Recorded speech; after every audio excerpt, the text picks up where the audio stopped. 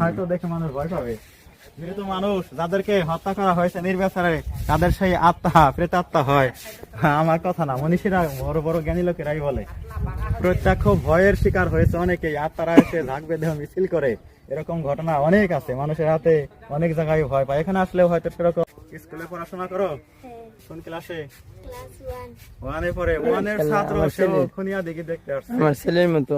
এই বাচ্চা যখন বড় হবে সে কিন্তু এই ইতিহাস জানবে, সে কিন্তু গর্জে উঠবে পাকিস্তানের বিরুদ্ধে, বলবে আর চাই না পাকিস্তান, পাক পবিত্র করবো বাংলার স্থান।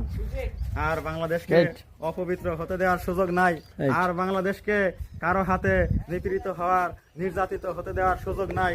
আমার বাংলাদেশ রক্ষার দায়িত্ব কিন্তু স্মৃতিস্তম্ভ ফলক এখানে স্থাপন করা হয়েছে। কাদের কাদের খুন করা হয়েছে তাদের নাম, না ভাই? আপনারা অবশ্যই চ্যানেল সাবস্ক্রাইব করবেন, লাইক করবেন, কমেন্ট করবেন। আর আগামীতে